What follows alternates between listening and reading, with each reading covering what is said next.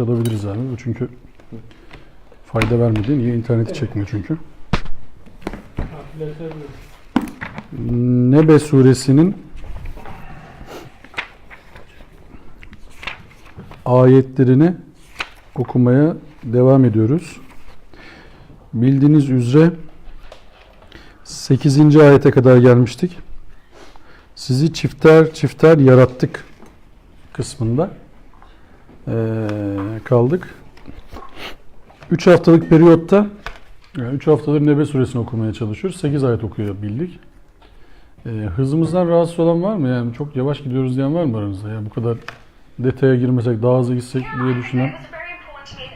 Yabancı itirazları kabul etmiyoruz. Devam edebiliriz diyor. O yabancı itirazları çok ciddiye almıyorum yani. Yerli varsa. Şimdi biz başından beri şunu söylüyorum. Var mı? Şeyi yapabiliriz. Yani bu ayetleri çok hızlı geçebiliriz. 8 ayeti bir derste okuyabilirdik, 8 ayette üzerine okuyabilirdik falan falan. Ama derdimiz o değil. Derdimiz ayetleri anlamaya çalışmak. Bir de böyle bakılabiliri anlamaya çalışmak, anlatmaya çalışmak. Benden daha iyi bakanları da olduğunu hatırlatmaya çalışmak. Biz burada bir fikir alışverişi yapıyoruz ve bu fikir alışverişinden hayırların sadır olmasını, ortaya çıkmasını talep ediyoruz Rabbimizden. Yeter ki düşünelim diye uğraşıyoruz. Şimdi çifter çifter yaratılmayla alakalı, daha doğrusu yaratılmayla alakalı geçen hafta birkaç konuya temas ettik. İnsanların nasıl yaratıldığı, canlılığın nasıl başladığı, Kur'an'daki ayetler, insanı her canlıyı sudan yarattık ayetinin devamı, işte insanı 7 aşamadan bahseder. Topraktan yarattık, pişirilmiş topraktan yarattık, çamurdan yarattık, efendime söyleyeyim bir atık sudan yarattık, bir et parçasından yarattık vesaire böyle devam eden bir ayetler bütünü var ve bu ayetler bütününün sonunda da işte bir insan geliyor devreye. Şimdi bu embriyolojik süreç ve yaratılışın yani evrenin oluşmasıyla geçen bir süreç var. Bu süreçleri göz ardı ederek sadece Allah insanı ol dedi, oldu diye okursak o zaman sebep sonuç ilişkisinin hiçbir manası kalmaz. O yüzden de biz nasıl yaratıldığımıza dair kafa yormak zorundayız. Bunu yoracağımız yer Kur'an-ı Kerim'in bizzat kendisi değil, insanlığın oluşumunu inceleyen ilim dallarıdır. Çünkü Allah bize oralara bakmamızı söylüyor, aşamalarını söylüyor ama detaylar bizim araştırmamıza kalmış. Allah bazı noktalara projektörü çeviriyor, projeksiyon cihazını çeviriyor. Orada bir görüntü koyuyor. Bunu diyor araştırın. Yani nasıl? İnsan diyor yaratılışına bakmaz mı? Devenin yaratılışına bakmaz mı? Göklere bakmaz mı? Suya bakmaz mı? Kuşlara bakmaz mı? Onu Allah'tan başka ne uçuruyor diyor. Gökyüzünde tutan ne? Şimdi bunu söylerken Allah buradaki detayları tek tek vermiyor bize. İşte demiyor ki orada bir aerodinamik yasası var. Bir hidrolik diye bir kavram var. Hidrodinamik var vesaire. Yani bunları söylemiyor. Diyor ki bak bunlara bir bakın. Dağların nasıl çakıldığına dair bakın. Dağların nasıl yürütüldüğüne dair bakın. Dağların hareket ettiği bakın. Şimdi dünya yaklaşık 13,5 milyar yıllık bir süreçtir. Devam ediyor. Oluşumu. O Big Bang'ten devam eden bir süreçten bahsediyoruz. Yani bize burada bir ayette şey demişti hatırlarsınız. Biz yeryüzünü bir beşik yani bir yaşam alanı ve dağları birer kazık yapmadık mı? Yani dağların bize hazırlanması yaşam alanı olarak yeryüzünün bize yaşam alanı olarak hazırlanması, dağlarda bir sağlamlığın olması, dağların yeryüzündeki işlevini araştırmamızı istiyor Allah bizden. Yani en kolayı şuydu bizim ayetleri işlerken yapmamız gereken. Biz yeryüzünü bir beşik, dağları bir kazık yapmadık mı? Yaptın ya Rabbi. Devam ediyoruz ayete. Yani yeni ayetlere dönebiliriz artık. Hiç bu ayeti konuşmaya gerek yok. Halbuki Allah bizim bakmamızı istiyor yani. Yeryüzünün beşik yapılması süreci nasıl gelişti? Yani bu 13,5 milyar yıllık serüven, işte 4,5 milyar yıllık işte hayatın, canlılığın başlamasıyla geçen serüven nasıl oluştuya bakmamız isteniyor bizden. O radyokarbon testleriyle şu anda kaç yıl önce olduğuna dair net bilgiler çıkıyor. Ya da nete çok yakın. Ya o 4,5 milyar yılları falan söylerken laf olsun diye söylemiyoruz bir kere. Yani bu hani böyle konuya cazibe katılsın, konu biraz daha renklensin falan diye söylenmiyor bunlar. Ya da işte insanlığın mesela geldiği nokta, işte Göbeklitepe'de bir medeniyet bulundu. 13 bin yıllık bir medeniyetten bahsediyorlar. En eski uygarlık orası diyorlar. Bu 13 bin yılı nasıl buluyor bu adamlar kardeşim? Sallıyorlar mı diye düşünebiliriz. Bunun bir ilmi var. İşte bizim bakmamız gereken buydu aslında. Hani hatırlarsanız bir ayet okumuştuk. Önceki ümmetlerden herhangi bir çıtırtı duyuyor musunuz demişti ayet bize. Evet. Aslında bu şu demekti, yani önceki ümmetlere dair de bir araştırın bakalım. Hatta bazı yerlerde ayet şöyle gelir. Fesiru fil ard fenzuru keyfe kâne akıbetül mukezzibin. Yeryüzünü bir gezin bakalım, yalanlayanların sonu nasıl olmuş. Sürekli Allah bizi bir gezmeye, bakmaya yönlendirir. Yani bu kitaba imanın şeksiz şüphesiz olması değildir buradaki amaç. Ya bir gidin bakın, bir görün. Onlardan bir haber alabilecek misiniz? Alamayacaksınız. En son hüsran, yani bitik vaziyette döneceksiniz. Bir gözünüzü çevirin. Mülk Suresi onu diyor ya bize. Gözünüzü çevirin, bir gökyüzüne bir bakın bakalım. Sonra tekrar çevir, bir gözünü bir bak bakalım. Bir eksiklik görebilecek misin? Göremeyeceksiniz. Hüsran vaziyette tekrar geri döneceksiniz. Yani Allah bizden şunu istemiyor, farkındaysanız. Ben böyle dedim, inanın. Daha bunun sorgulanacak bir tarafı yok. Bu tarza hitap etmiyor bize Allah. Bir bakın bakalım diyor işte, nasıl yaratılmış. Bir bakın nasıl oluşum olmuş. Bir bakın insanı biz böyle yarattık. Bir bakın gökleri biz böyle yarattık. Bir bakın gökleri biz böyle ayakta tutuyoruz. Bir bakın bakalım. Görünmez direkler koyduk diyor ya Allah. Görünmez direkler. Nasıl ya bu görünmez direkler? Nasıl oluyor ya Rabbi diye sorun. Nasıl oluyor? Kafa yorun. Hatta birileri desinler ki yok kardeşim ne görünmez direkleri. Görünmez direkler falan yok. Kur'an yanlış söylüyor desin. Desin, sizin de onlara söyleyecek cevabınız olsun Müslümansanız. Kulağınızın üzerine yatmayın. Müslüman şu tavrı geliştirmemesi gerekir. Kendini ateist olarak konumlandıran, inanmaz olarak konumlandıran arkadaşlara karşı Allah sizin cezanızı versin, hiçbir şeye inanmıyorsunuz zaten, yok olun gidin dememesi lazım. Onların bir argümanı varsa sizin de bir argüman getirmeniz gerekir. Yani Kur'an bize bak üst düşünme tarzında, kabul etme tarzında, reddetme tarzında kuralı belli etmiş Allah. Ana kaide. İnanan bir delille inansın, inkar eden bir delille inkar etsin. Bu hangi ayet hocam? Ayetin numarası aklıma değil. Söylerim size birazdan. Bu ayeti bizim serlevha yapmamız lazım kendimize. İnanıyorsak bir delille inanacağız, inkar ediyorsak bir delille inkar edeceğiz. Yani bize şu cenahtan, bu mahalleden, bu fikirden reddiye gelmiş, işte inkarlar gelmiş, Kur'an'da çelişkiler varmış gelebilir. Bunları söyleyebilirler. Bunları bizim gücenecek, alınacak tarafımız yok. En sonu konunun özü Allah'ın kitabı, bunlar Allah'ın bilgileri. Biz Allah'ın bilgisiyle hayatımızı idame ettirdiğimiz müddetçe mahcup olmayız. Ona iman ediyoruz. Nerede olursak olalım. Şu anda bilimin geldiği nokta Kur'an'ın gerisinde kalıyor diye, kalmış olabilir diye biz Kur'an'dan utanacak değiliz. Niye söylüyorum bunu? Güneşin, daha doğrusu evrenin sabit olduğuna inanıyorlardı yakın bir döneme kadar. Descartes denilen abinin felsefesiyle hareket ediyorlardı. Diyorlardı ki evren sabit. Olan oldu. Her şey yapıldı, bitti. Daha bundan sonra genişleme falan yok. Ne? Kur'an bunu nasıl anlatıyordu? Diyordu ki biz evreni yaydık ve onu genişleteceğiz. Kur'an yine diyordu ki güneş belirli bir mecrada akar. Kur'an bunu derken işte bazı abiler diyorlardı ki kardeşim evren sabittir. Hiç kimsenin bir tarafında aktığı falan da yok. Güneş sabit, dünya da sabit. Bunları savunuyorlardı. Bazı Müslümanlar da, daha doğrusu Müslümanların bir çoğunluğu diyelim buna, o bilimlerle alakası olmadığı için şunu diyebiliyorlardı. Lan acaba Kur'an'da yanlışlıklar mı var? Kur'an'da böyle bir hatalar mı var?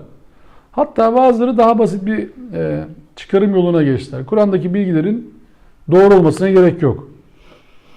Bunu tarihselciliğe yordular. Kafalarındaki bilimle Kur'an'ın çelişmediği noktalarda biraz daha böyle rahatlamaya yordular. Dediler ki Kur'an'daki bilim bilgilerin doğru olma zorunluluğu yok. O gün Allah öyle anlattı. Bugün farklı olabilir bilgiler. Bu Allah'ın şanından bir şey eksiltmez.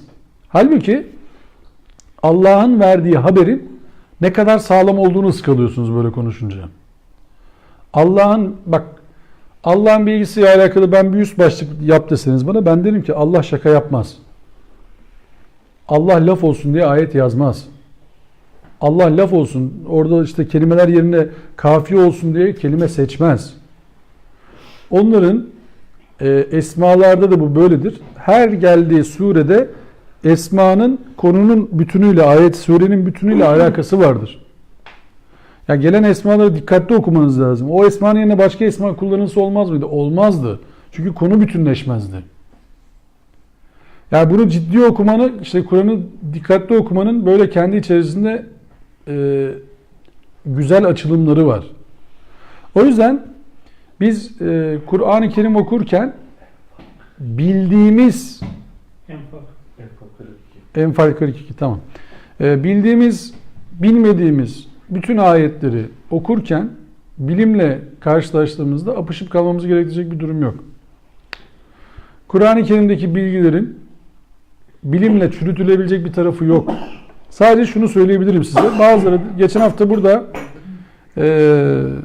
daha doğrusu bir önceki hafta bu yeryüzünü kazık yapmadık mı ayetini okurken ateistlerin de argümanlarını anlatmıştım. Hatırlayanlar vardır. Ateistlerin argümanları vardı. Yani depremler kardeşim dağların olduğu yerde de oluyor. Kur'an'da çelişkiler var falan falan diye argümanları vardı. Halbuki bilim adamları bunu, bilim insanları diyelim, bunu çok net bilirler ki depremlerin olduğu bölgede dağlar daha fazla yükselir zaten. Niye? Çünkü daha yer hareketleri tamamlanmamış. Ve oradaki sarsıntının azalması için o dağların olması gerekiyor. Diyorlar ki dağların olmadığı yerde deprem yok. Çünkü orada yeryüzü hareketi tamamlanmış. Kırılma yok artık. Fay hatları oradan geçmiyor. Bunu bilmelerine rağmen inkar yolunu seçebilenler var. Bilmelerine rağmen. İşte o yüzden Müslümanların bunu araştırması gerekiyor bu argümanları konuşurken. Biz mesela burada izosistasi diye bir kavramı konuştuk dağları konuşurken. İzosistasi diye bir kavramın Müslümanların gündeminde olmaması kabul edilebilecek bir şey değildir. Olamaz. Ya bundan nasıl haber olmaz Müslümanların? Böyle bir şey olur mu yani? İzosistasi diye bir kavram var. O dengeleyecek Allah. Böyle de bir kanun olacak. Ve biz bu kanundan habersiz olacağız. Allah'ın koyduğu bu ölçüden habersiz olacağız. Sonra da şu ayeti anlayacağız. Dağları kazık yapmadık mı? Yaptın ya Rabbi. Yaptın. Sıkıntı yok. Evet yap. Ateistin birisi gelecek diye olur mu kardeşim? Dağların olduğu yerde deprem oluyor. Nasıl kazık yani? Biz de diyeceğiz ki ya o ayrı. Nasıl ayrı? Nasıl ayrı? Orada mecaz var yani. Veya mecaz var. Hadi bakalım. Nasıl ayrı kardeşim, olur mu? Ne demek ayrı yani? İşte sebep sonuç ilişkisinden, bilimlerden koptuğumuz için bunlar bizim başımıza geliyor. Biz bu okumayı Kur'an'a arz edemediğimiz için bunlar bizim başımıza geliyor. Kur'an bize bakın diyor, biz bakmıyoruz. Geri kalmışlığımızın sebebi de bu değil mi öyle hocam? Birçok noktada böyleyiz. Niye? Çünkü şeyi ayırdık bir kere. İlimle dini ayırdık. Halbuki ilmin sahibi Allah'ken ilimle dini ayırdık. Dedik ki bunlar beşeri ilimler, bunlar dini ilimler. Ya bu dini ilimler beşeriyete yaramıyorsa niye kullanıyorsunuz siz bunu? İlim dediği zaman dini oluyor. Yani. Bilim dediği zaman fenli oluyor yani. Öyle. İşte fen dedi. Bak şimdi Allah diyor ki her şeye bir ölçü koyduk. Bak Allah'ın ayeti, her şeye ölçü koyduk diyor.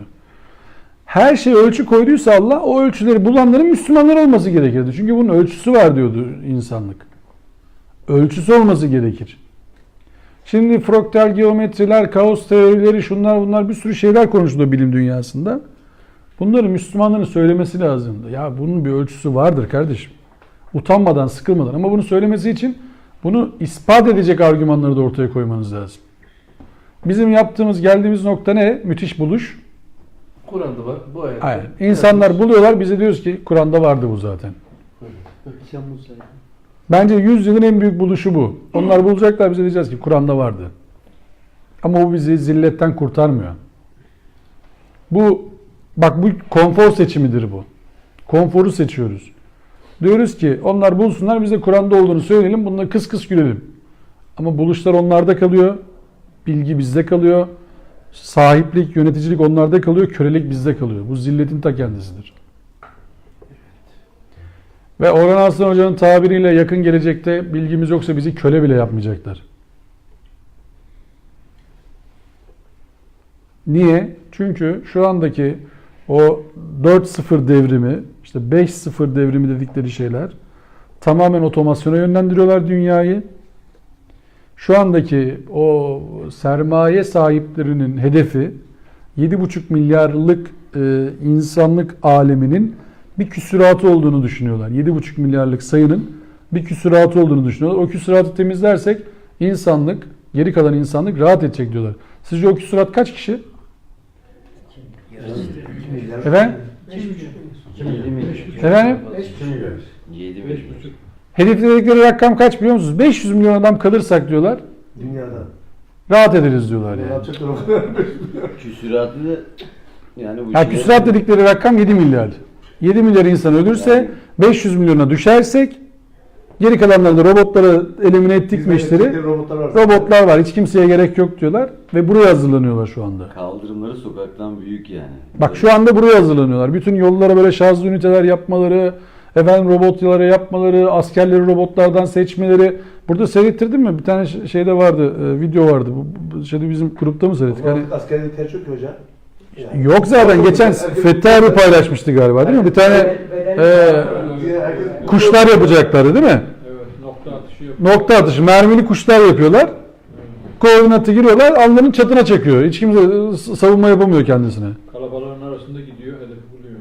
Biz ebabil kuşlarını anlatıyorduk değil mi? Evet. Adresler yazılmış üzerine filan. Biz bilim kurgu olarak okuyoruz değil mi onu şimdi?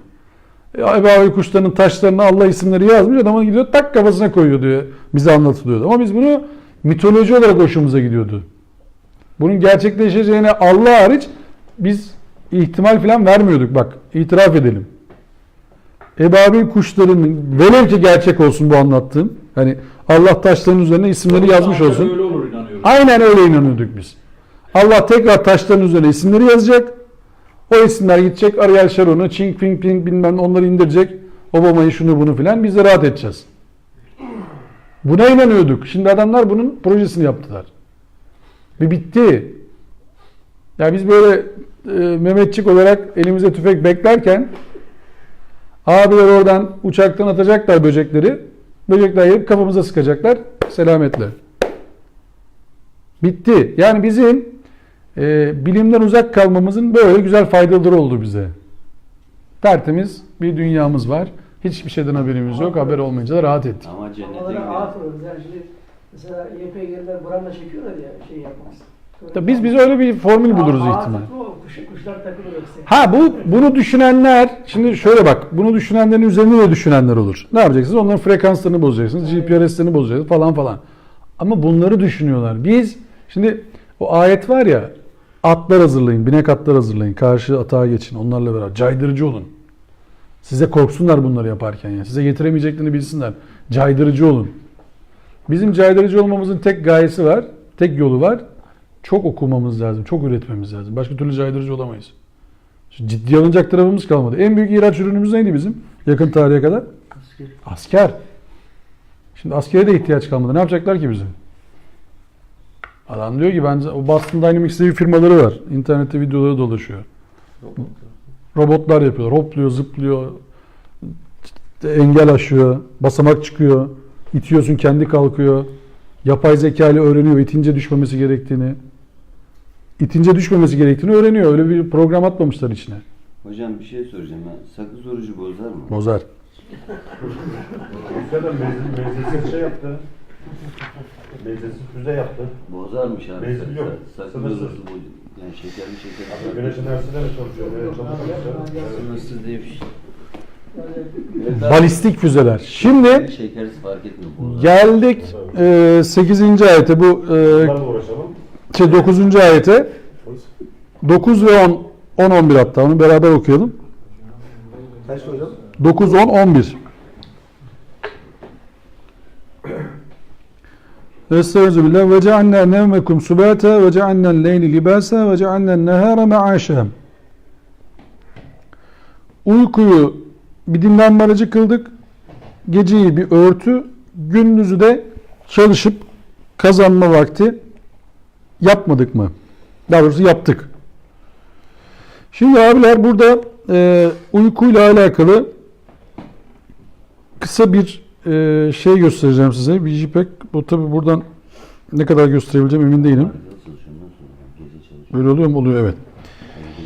Şimdi melatonin denilen bir hormon var. Baksana şey sayfaya bakalım insan. Atacağım birazdan.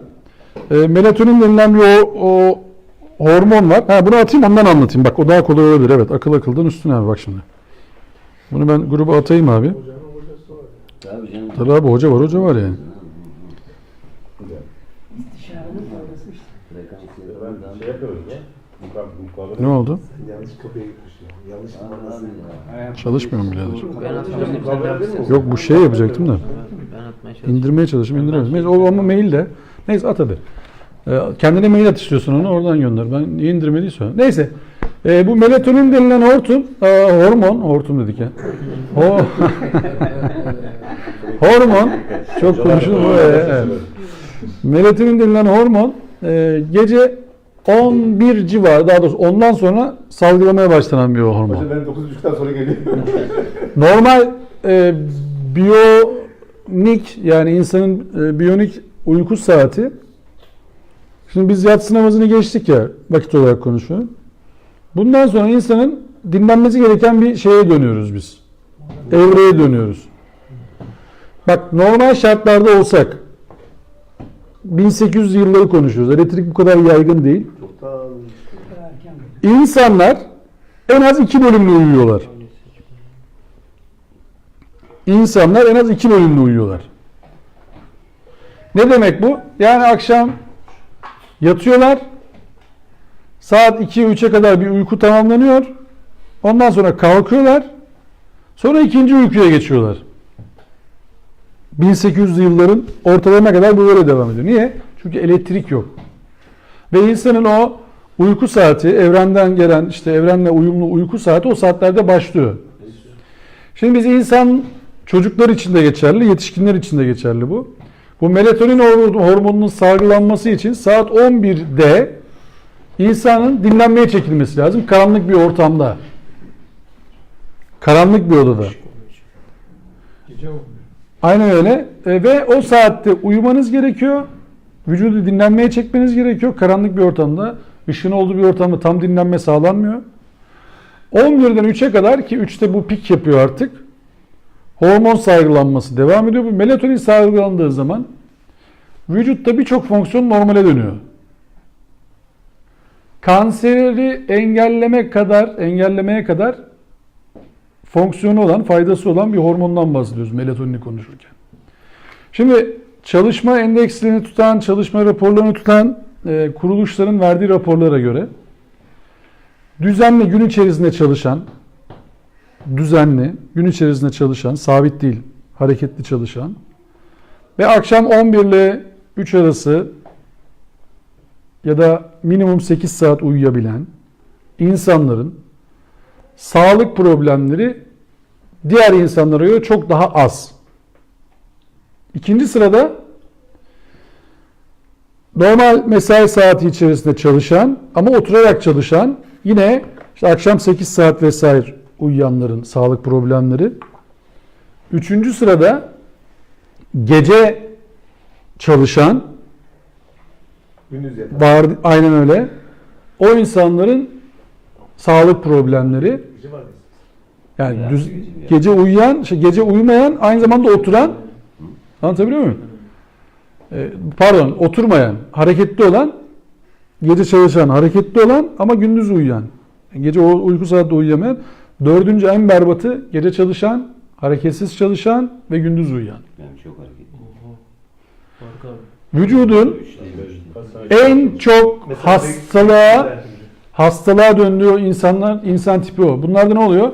Uykularını alamadıkları için işte uyku apneleri oluşuyor. Uykuda nefes alıp verememe oluşuyor. Uykuda nefes alamayınca hormonlar farklı çalışınca kilo fazlalaşıyor. Kalp krizine dönebiliyor vesaire vesaire, bir sürü sağlık problemini tetikliyor bu. Yani gün içerisinde ne iş yaparsanız yapın ki şoförlük de tehlikeli mesleklerden bir tanesi. Çünkü uzun bir süre oturmak zorunda kalıyorsunuz. Yaptığınız hareket sadece ayağı hareket ettirmek vesaire. Hareketsiz kalmak başlı başına bir dert. Ama gecemizi ihya ile alakalı biz burada ayetler okuduk. Geceden kastımız şu. Siz şimdi yatsı namazını vesaire yaptınız. İşte okuyacaklarınızı okudunuz. Saat 10.30, 11 gibi çocuklar da dahil uykuya geçilmesi gerekiyor. Geçildikten sonra 2-3'e kadar o melatonin hormonu alındıktan sonra kalkın. Namazınızı kılın, kitabınızı okuyun, dersinizi çalışın. Çünkü zihin sıfırlanmış. Vücut enerjiyi depolamış. O sırada okuduğunuz dersten de, bilgiden de, rapordan da çok daha yüksek verim alabilme şansınız var. Çünkü sıfır.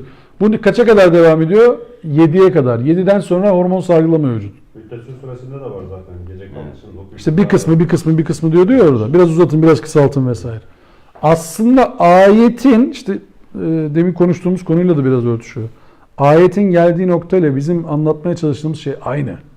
Yani bilim insanları dediğimiz arkadaşların anlattığı şeyler de aynı.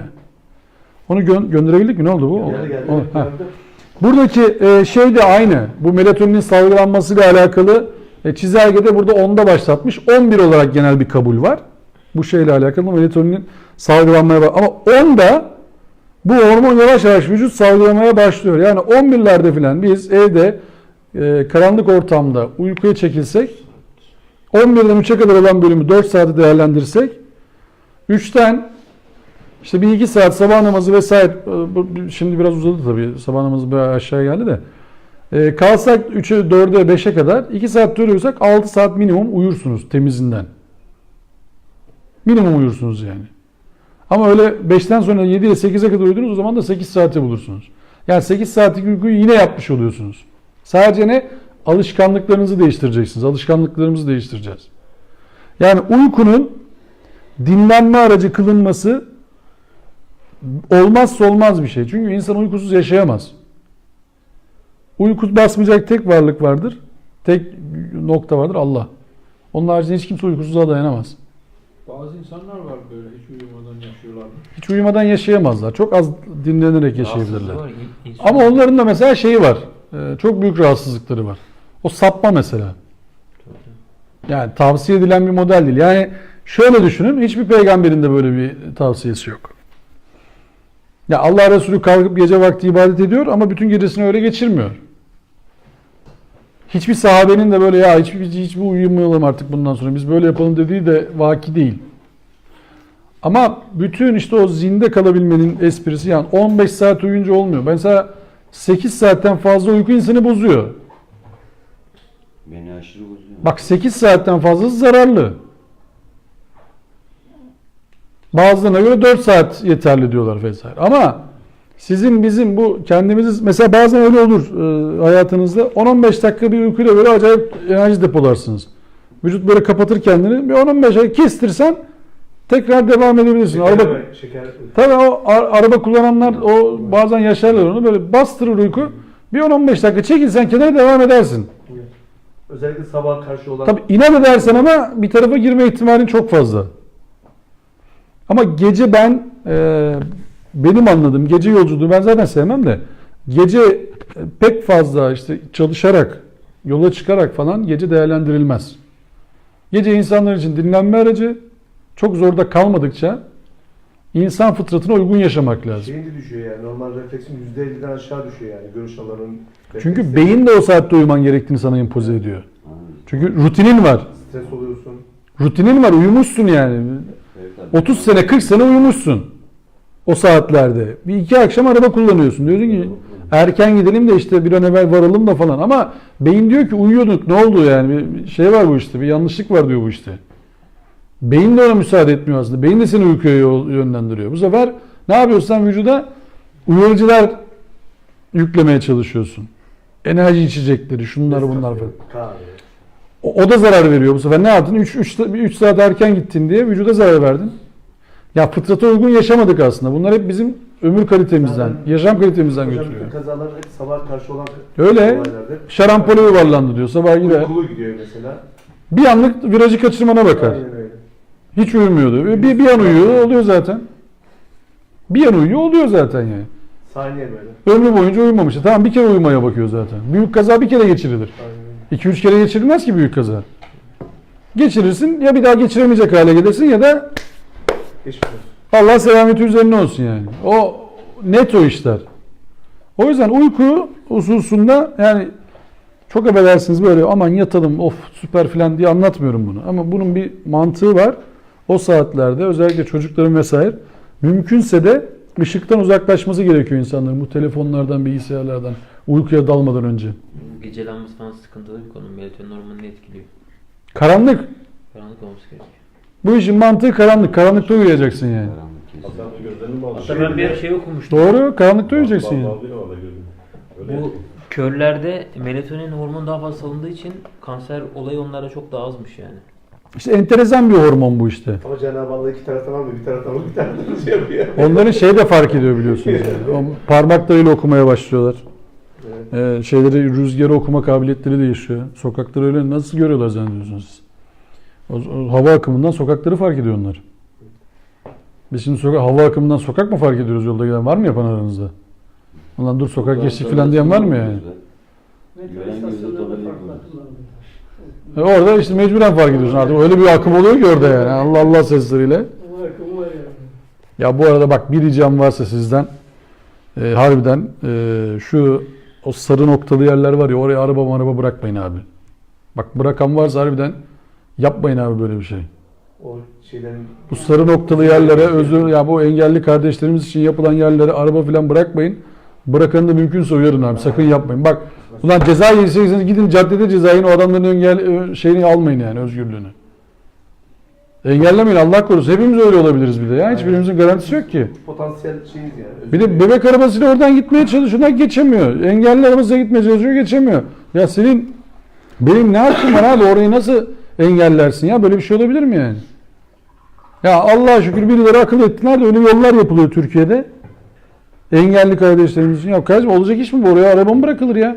Bir dükkana gireceğim çıkacağım. Girme de çıkmadı abi ya. Girme de çıkmadı öyle bir hakkın yok ki senin. Zaten adam engelli olmuş yani. Daha ne istiyorsun adama? Engellerin yolunu engelliyorsun. Daha ne yapıyorsun? Nasıl bir zulüm şekli bu yani? Nereden geldik onu? Neyse yapmayalım mı bunu yani? Uykudan nereye döndü iş?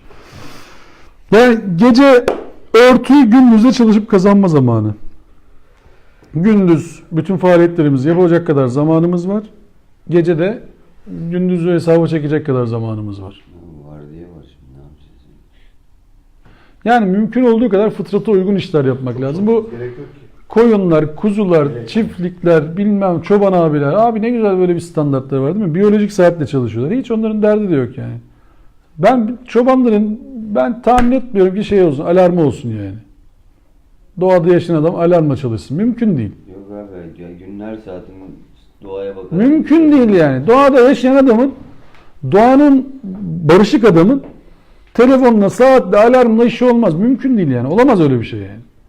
Çünkü sabahın geldiğini hemen hayvanlardan anlarsın yani. Gık gık yaparlar, öterler bilmem neler. Abdülaziz Bayındır Hoca var ya bir tane bizim. O şeye gitmişti. Kutuplara gece gündüz olayı var. Namazları nasıl bulacağız falan muhabbeti yapıyor. Anlatıyor diyor ki ya tam diyor sabah namazı vakti girmeye başladı diyor. Tabiat uyandı diyor yani. Hayvanlar uyandı, ötmeye başladılar, seslenmeye başladı. Dedim ki diyor tamam bir dakika sabah namazı vakti de girdi şimdi yani. Çünkü canlılık öyle başlıyor. O biyolojik saat hiç sekmiyor. Onların aldığı şeyler, ışınlar sekmiyor. Yani biz onlarla barışık yaşayabilsek anlayacağız neyin ne olduğunu. Hatta derler ya deprem olduğunda bazı hayvanlar oraya kaçıyor, buraya gidiyor falan. Duyuyor, senin duymadığını duyuyor hayvan. Ya hayvan diye duymuyor değil ki yani. Toparlanıyor abi ya. Hı? Akşam ezanıyla da hayvanlar Herkes kümesleri yuvasına açık gidiyor değil mi? mesela. Kümesine gidiyor. Tavuklarım var. Saate uygun yaşıyorlar. Biz Ezan bozuyoruz okunurken işi. Abi daha okunmadan giriyorlardı ezan Şeyde okunurken hocam dışarı mesela kalıyordu. özellikle köylerde hayvan sararlar dağlara falan. Sabah namazında kalkarlar hayvan kendi giderler. Akşam namazında gelirler. Yani. Aynen hiç böyle şaşmıyorlar böyle. İşte saati var. Hayvan biliyor işi, yaratılış uygun davranıyor. Saatini biliyor hayvan. Aynen. Gelmezse Kapıyı açan bağırıyor abi inek sahibine var bağırıyor. ya. Kapıyı açan. Neredesin Gülü lan? kapıyı ağzını açan da inek var. Arada biliyor ya. Ha, böyle görmesem ben inanmam ya. Böyle açtı kapıyı, Hangimiz girdi daha içeri, bir de iyi? gidiyor döndü kapıyı da kapattı yani. Böyle bir inek var yani.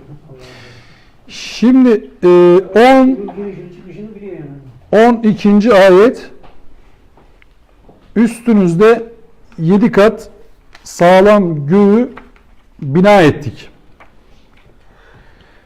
Şimdi bu 12. ayet, üstünüzde 7 kat sağlam göğü bina ettik. Bu ayet üzerinde de sözüm ona kendini ateist zanneden abilerin son derece fazla şey var. İtirazları, sayfaları, onlar bunlar var. Öyle değil de böyledir de şöyle değil de şöyledir filan diye. İnternette bakabilirsiniz. İşte Kur'an çelişkileri filan diye böyle sayfalar oluşturmaya gayret etmişler. Nasıl zırvaladıklarını görürsünüz aslında.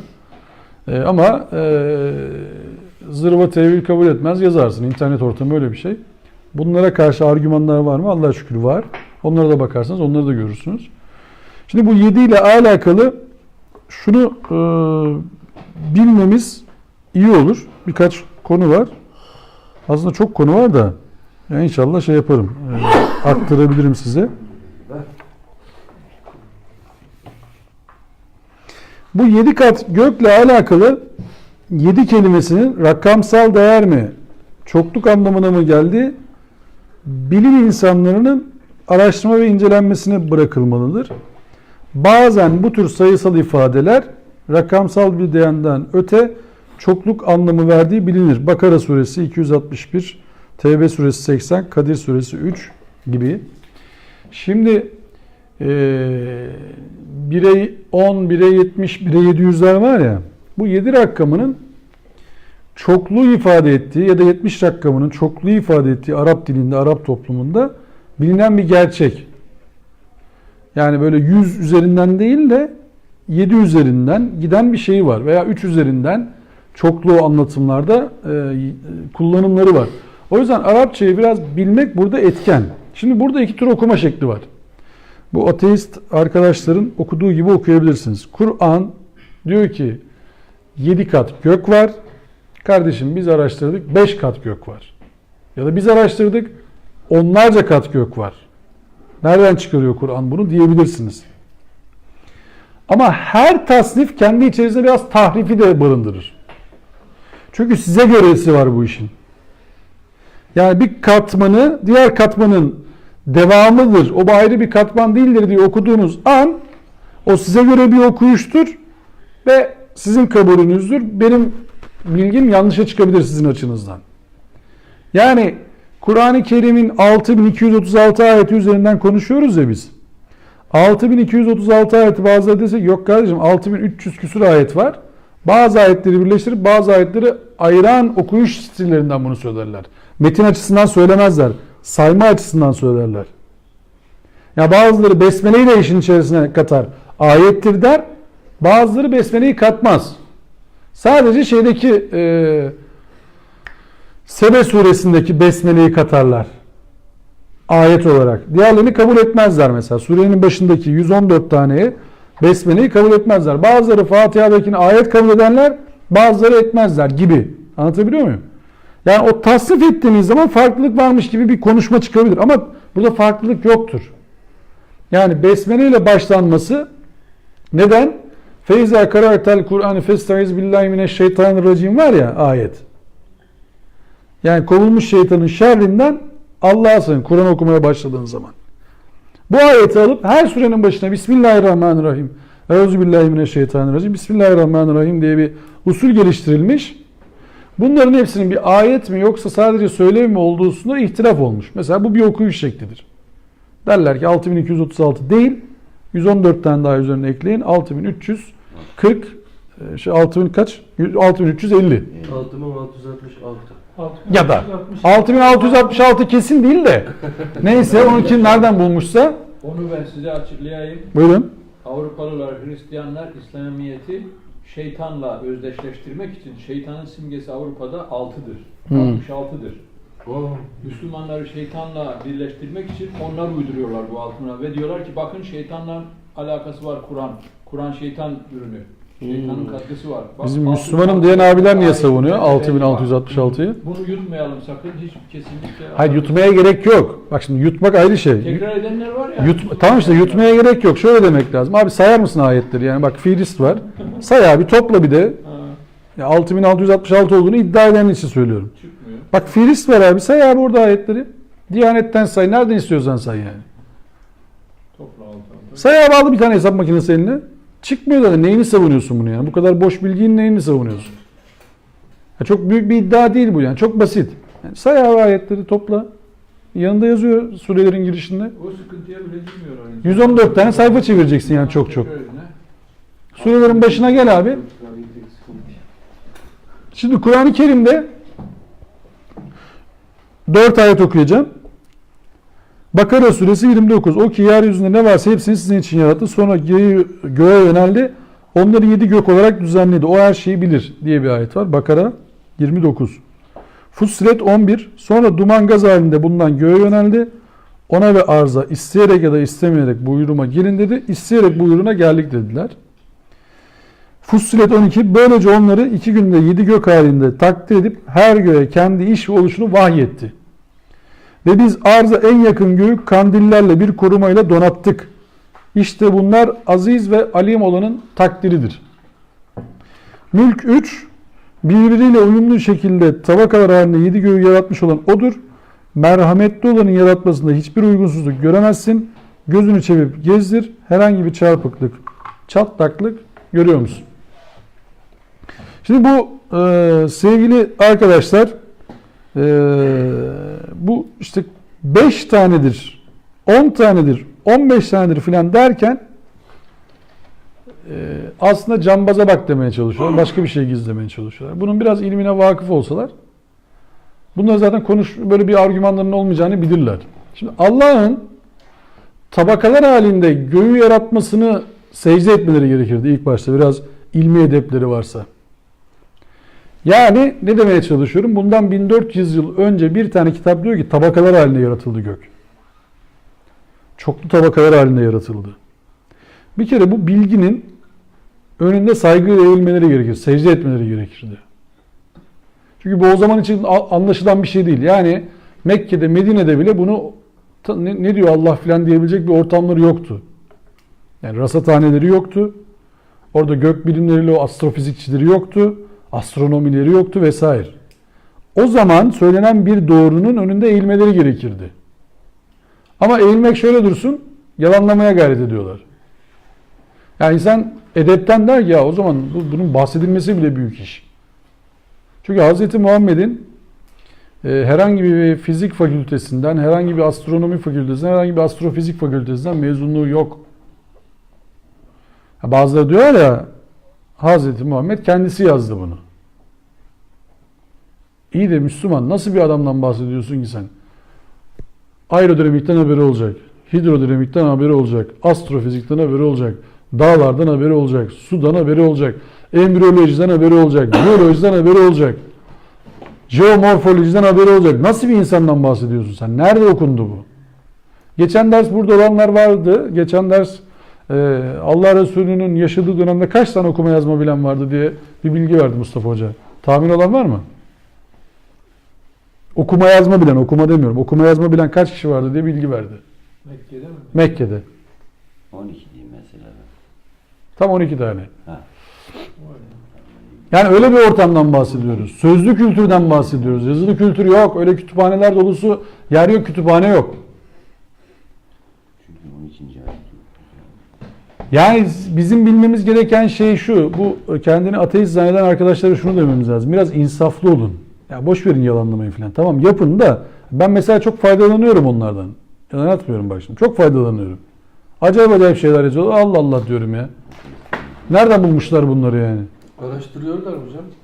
Tamam ben de araştırıyorum. Sağ olsunlar işte. Bak ne güzel. Onlar araştırıyor. Ben de araştırıyorum. Bir tane daha Benim elimde Kur'an olduğu için ben daha rahatım tabii. Bir tane daha Bizimkiler de o kadar var. araştırıyorlar.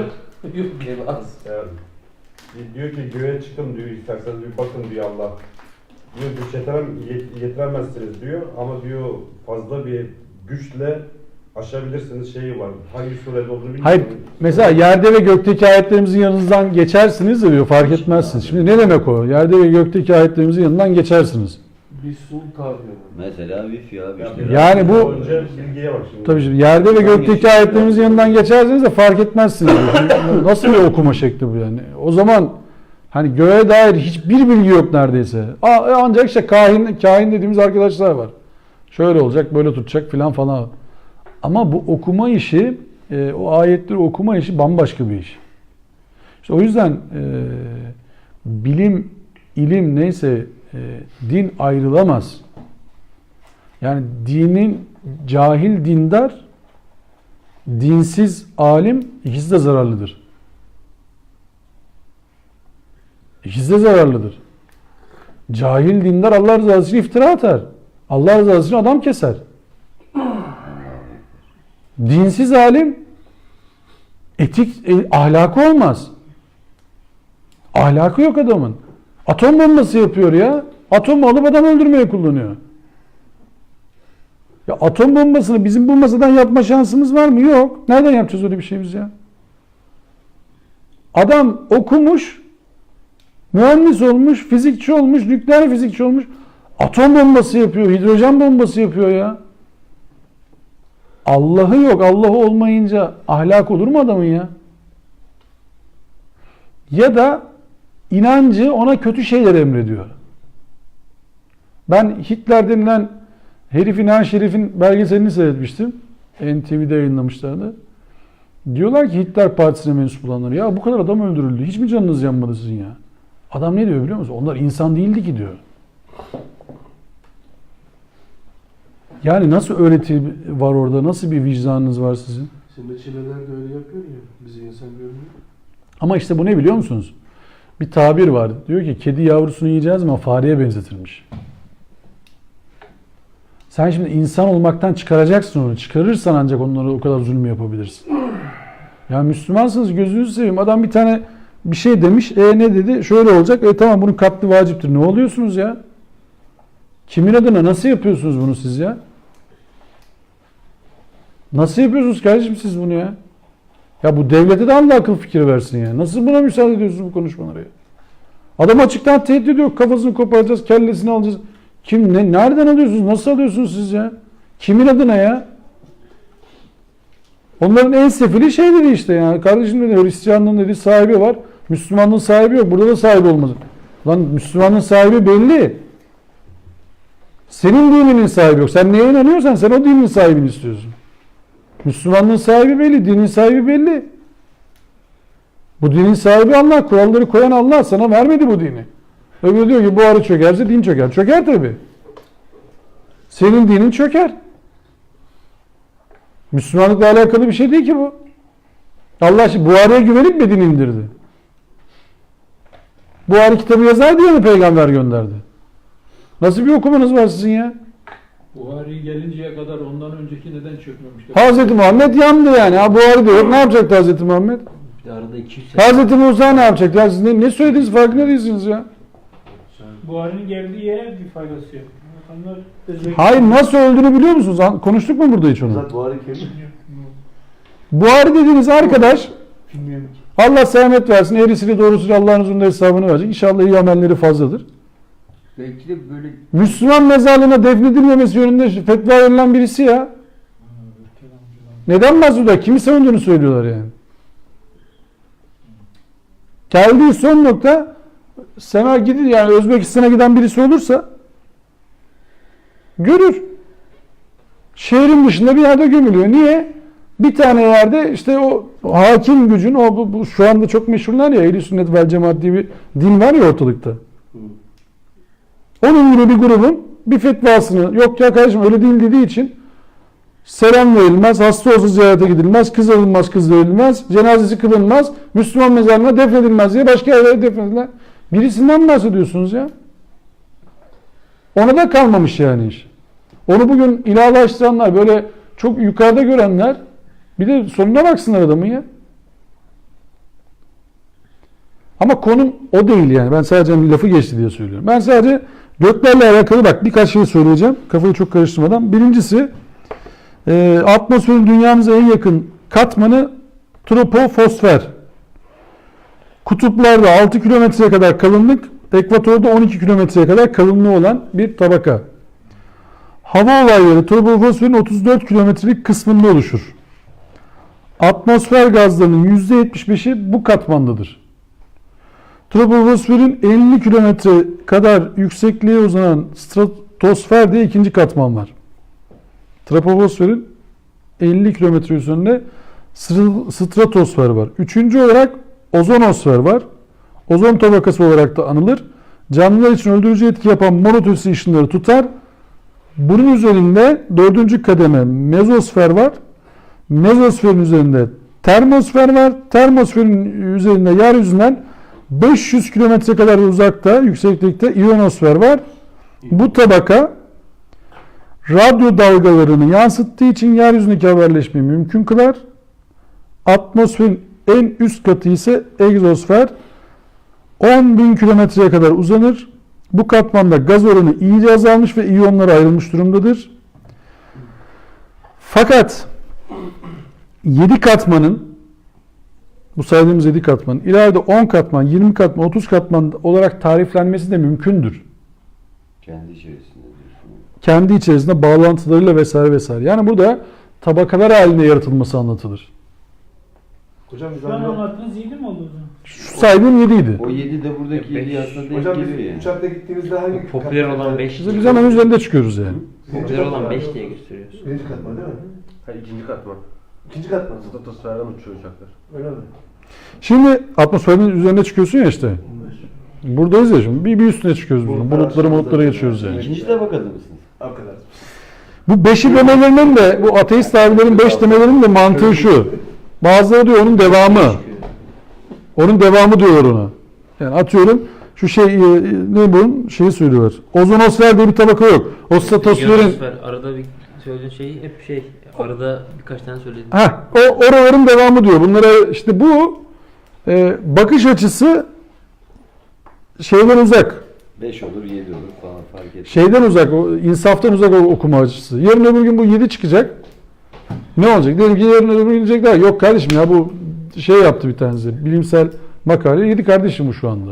İleride 17 de olabilir. 20 ya katmanlar var. Arkasında böyle bir şey. Tabakalar var yani. 5 mi? He. Gök tabiri Kur'an'da tam 7 kere geçiyor. Biz ona böyle Bakara suresi, İsra suresi, Müminun suresi, Fussilet suresi, Talak, Mülk ve Nuh surelerinde tam 7 sefer gök tabiri geçiyor. Dünyanın iklimi güneşe olan uzaklığı atmosfer bileşimi tarafından kontrol edilir. Atmosfer bileşimi %78 azot, %21 oksijen ve %1 diğer gazlardan oluşur. Karbondioksit 0,03 ya da 0,04 oranında var. Su buharı 0 ila 4 oranında bulunmaktadır. 0,03 ya da 0,04 dediğimiz karbondioksit biliyorsunuz yükselirse bizim pek bir yaşama şansımız kalmıyor. Karbon salınımı dediğimiz şey bu işte fosil yakıtları falan vesaire baca arıtım sistemlerimiz, filtre sistemlerini yapamazsak bu başımıza bela olarak dönecek, oksijeni baskılayacak toplu ölümler diye gidebiliriz. Beyin kanaması, burundan kan akma. Gidebiliriz yani. Ve bunun için de hızla çalışan bir dünya var. En çok karbon salınımı hangi ülkede? Amerika'da. Açık ara Amerika'da hem de. Amerika'da. Bizim alayımız karbon salınımını bıraksak Hep onlar bu froyu yiyorlar ya böyle de. Güzel et. alayımız yani böyle bir 3. dünya ülkeleri diyorlar ya gelişmekte olan ülkeler. Biz desek tamam abi biz karbon salınımı bırakıyoruz. Yapmıyoruz bundan sonra. Hiçbirimiz yapmayacağız. Amerika'nın yarısına bile gelemeyiz yani. Hepimiz bıraksak. Çünkü üretim orada. En çok karbon salınımının olduğu yerler nereler sizce? Çiftlikler. Hayvan çiftlikleri. Büyükbaş çiftliklerinin olduğu yerler. Korkunç sera gazı salınımı var. Korkunç. O dışkıdan çıkan gaz inanılmaz yani. Ve onları işte o gaz mesela o çok affedersiniz yüzünüze gülsüyor. O dışkıyı okumayı bilsek ondan elektrik üretebiliyoruz. o zaman o işi de çözmüş oluyorsun. Bak o dışkıyı okumayı bilsek o metan gazından elektrik üretebiliyoruz biz. Var şu anda var bunlar. O ormanlar boşuna yapmıyor yani. Yahu gaz bu işte. En ufak bir şeyden bir mesela İbn-i Heysem denilen bir abi varmış ya Müslüman alim işte optikle alakalı çalışmalar bulmuş filan vesaire.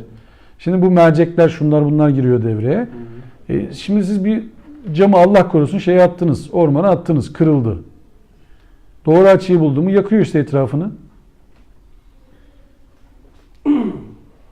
Doğru açıyı buldu mu, güneş açısını buldu mu şak diye yakıyor kurumuş otları. Geçen bir belgesel- Hiçbir şeye gerek yok yani. Cam orada çatırt diye yakar onu. Hocam biz zaten hayvan dışkısına zaten yakıt yapıyorduk eskiden köylerde. Tezek değil mi? Tezek dediğimiz konu yani. Bak buradan Yani elektrik üretiliyor. Elektrik.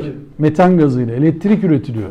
Bunu yapabilirsiniz. Artı yani normalde biliyorsunuz çiftliklerle veya toprakla uğraşanlar bilir. Bu gübredir, doğal gübredir aynı zamanda yani. patlayıcılığı yapabilir. Hatta kuş dışkısı da doğal gübredir. Hem de çok kalitelidir. Güvercin Evet, mesela çok en güzel. kalitelisi. Şeye giderseniz Kapadokya tarafına gidenleriniz var mı bilmem, hiç gezdiniz mi oraları? Kelibacalarda düzenli şeyler. O yok şeylerde, o tümülüslerde bu yaşamışlar insanlar bir aralar oralarda. Oralara kuş yuvaları yapmışlar. O kuş yuvalarında gübre biriktirmişler. O gübreleri biriktirip o arazide tarım yapmışlar. Yani o doğayla barışık olanlar diyorum ya, daha rahat yaşıyorlar. Çünkü onlar biliyor o kuş gübresinin işe yaradığını. Kuş gübresi bize göre ne şu anda şehirliye göre? Söylemiş. Piyango alacağız. Birincisi piyango yarar. İkincisi pislik. Arabanın üzerine geldi mi yıkacaksın abi hemen. Evin üzerine geldi mi yıkacaksın hemen. Başka bir işe yaramaz. Allah sebepsiz yaratır mı?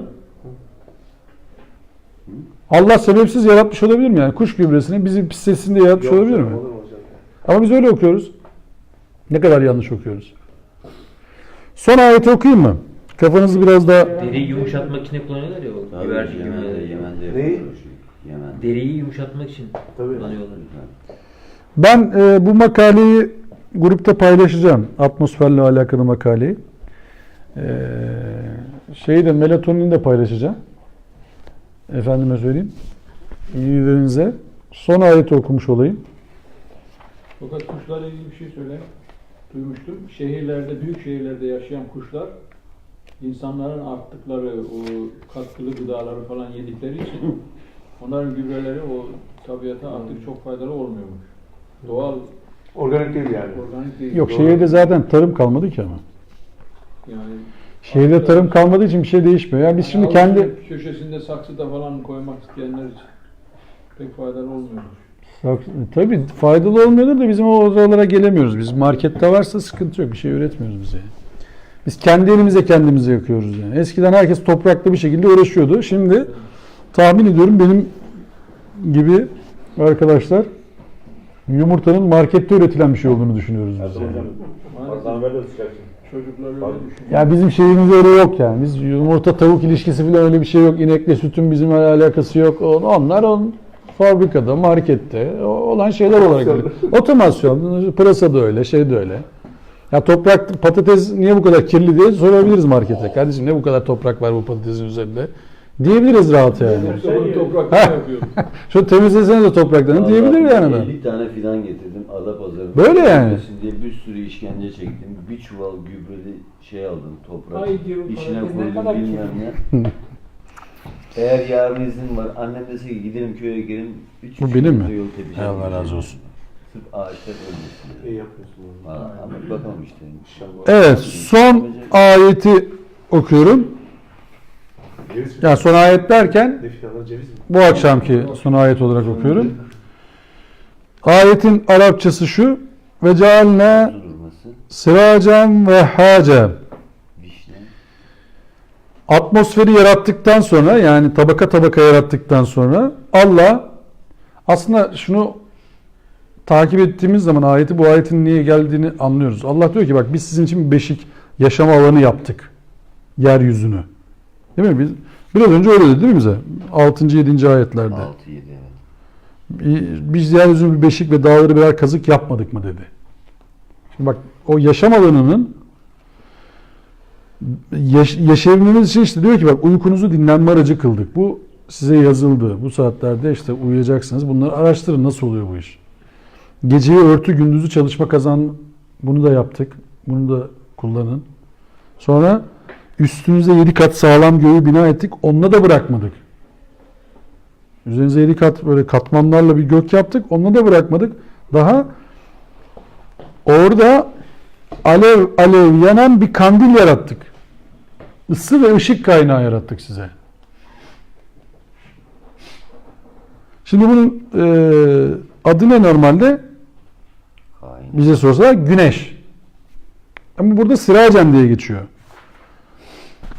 Uzaydaki ışık ve ısı kaynağı olan bütün yıldızlar olma ihtimalini de dile getirir. Ancak Nuh 16 da Sirac kelimesi Şems kelimesini niteleyecek şekilde geldiği için, Furkan 61'de ay ile beraber güneş anlamında kullanıldığı için buradaki maksadın da güneş olduğunu söylememiz gerekiyor. Yani bu Siracen kelimesini yıldızlar olarak da okuyabiliriz ama Nuh suresi ve Furkan suresinde ay, güneş ve güneş olarak geldiği için kelime, Sirac kelimesi burada da kullanılır. Sirac sıfat Nur hangi ayet hocam? Nuh 16, Nur 16. Furkan 61.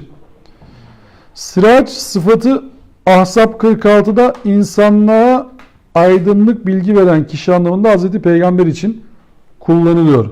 Ve hace kelimesi de hem ışık hem de ısı verici anlamına geldiği ifade edildiği gibi parıl parıl aydınlatmak, aydınlanmak manası da parlamak ve aydınlatmak manasından da geliyor. Şimdi güneşle alakalı kısa bir bilgilendirme yapsam, onunla da nihayete erdirse kişi herhalde bir şeyler konuşmuş oluruz Allah'ın izniyle. Ama tabii bu güneş dediğim konuyu yani böyle bir dakikada falan anlatabileceğimi düşünmeyin. Sadece ben dikkat çekmek için konuyu açıyorum.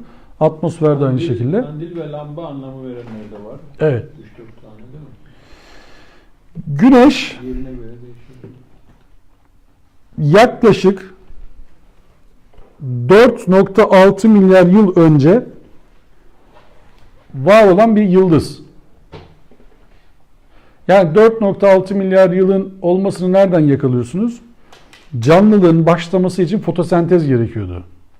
Yani büyük bir ısı kaynağından toprak su karışımına bir enerji aktarımı gerekiyordu. Biyolojiyle ilgilenenler bu işlerde çok daha mahirler. Ben biraz böyle biyoloji kitaplarına merak saldığımdan beri yani böyle dilime takılan kelimeler bunlar. Daha netini biyoloji kitaplarında bulabilirsiniz. Fotosentezin başlaması işte güneşin eş zamanlı hareketi, yani 4.6 milyar yıllık bir serüvenden bahsediyorsunuz güneşe bakarken. Yanlışlıkla bakabilirsek yani. Yani böyle bazen görüyoruz ya güneşi. Sürekli bakamayız da. Çünkü ışınları çok kuvvetli. Ama o kadar yıllık bir serüveni görüyoruz. Bir de o güneş ışığı gördüğümüz dediğimiz nokta, yani güneşin böyle geldiği nokta dünyaya gelişi yaklaşık 8 dakikalık bir serüvendir. Yani oradan böyle şak diye görmüyoruz onu. Güneş ışığının dünyaya ulaşma süresi yaklaşık 8 dakikalık bir serüvendir. Güneşin kütlesi 4.6 milyardır yol alıyor bu şimdi gidiyor yani değil mi? Nereye gidiyor? Şimdi onu söyleyeceğim. Kütlesi dünyadan 333 bin kat daha ağır. Güneşin kütlesi dünyadan 333 bin kat daha ağır. Ekvator çapı, Güneşin ekvator çapı 695.508 kilometre. Bu Güneş dediğimiz abinin Onun da kutupları var mı? Ekvatoru varsa yani kutubu da var mı acaba? 90, yani Güneş sistemi kütlesinin, toplam Güneş sistemi kütlesinin %99.86'sı Güneş'in payına düşer. Yani büyüklüğünü öyle düşünün. Bu Güneş dediğimiz sevgili ayetin. Allah oraya onu koyduk diyor ya. Bunu araştıranların Müslüman olmadığını biz biliyoruz şu anda. Birileri merak etmiş. Ya bu Güneş ne ayaktır falan, niye orada duruyor, nasıl yapıyor bu işi falan, ne kadar sıcak, ne gibi nasıl olur falan diye. Ekvatoryal çevresi ise, demin çaptan bahsettik ya, şimdi bir de çevreden bahsediyoruz. 4.370.000 kilometre. Çapı 695.000 kilometre, çevresi 4.370.000 kilometre. Yer çekiminden kurtulmak istesek Güneş bizi çekiyor, biz de çekiyoruz ya, bizim çekim kuvvetimiz falan vesaire. 600 17 kilometre hızla çıkmamız lazım. Yörüngedeki hızı 220 kilometre saat. Güneşin. 220 kilometre saat. Dün akşam biliyorsunuz bir yılbaşı vardı. Senede bir kere oluyor. Her sene de aynı güne denk geliyor. Hayret ya. Bu yılbaşı dediğimiz arkadaşı şöyle okumak lazım. Güneşin etrafında biz tam 365 gündür dönüyorduk arkadaşlar. O tur bitti. 365 gün 6 saattir o hızla giden abinin yanında dönmeye çalışıyorduk. Biz dün akşam o turu yaptık. Bitirdik turu. Yeni tura başladık şimdi. Havai fişekler ondan patladı. Ben dedim hayret. Yani yılbaşını biraz da öyle okumak lazım. Yılbaşı günah mı sevap mı ben onu bilmem de. Hani böyle 365 gün 6 saattir dönüyorduk. O turumuzu tamamladık biz dün akşam. Ama neyi milat yaptığına bağlı. Hani İşte yani bizimki şimdi konuştuğumuz konu dün akşam oydu. Yani böyle eğlencesi, çayı, çimeni, Yılbaşı aran mı hocam? çerezi, melezi hepsi güzeldir de yörünge Yarın mı sonu? Yok soruyorum hocam yılbaşı aran mı? Yılbaşında ayet değil mi? Allah'ın ayetleri mi? Dünyadan Yılbaşı kutlamaz desem. güneşin dünyadan uzaklığına dair fikri olan var mı? Yarın ayak güneş uzak. Yani dünyadan uzaklığı güneşin kaç kilometredir? Salla bir rakam. Dedim ki ya İsa'nın doğumunu Salla bir rakam. Net cevabı kaç kilometredir? Bu hesaplanabilir bir şey aslında da. Tamam işte salla bir rakam. Hesaplama şimdi. Uzun süre hesaplaması. Salla. Ama çok uçuk bir şey bu. Kaç? Anlayamıyorum ben. 1 milyon işi değil mi? Kaç kilometre de diyorum ya. Kaç? Unuttun şu an. Evet. Bak Murat biliyorum diye unuttum dedi. Onunki daha iyi. 9000 kilometre. Yok. 5000 Öyle derece diyor. sıcaklığıydı galiba. Yok. 149 milyon Kilometre. 598 bin küsür kilometre. 9'dan öyle aklımda kaldı. Muş'tan biraz ileride.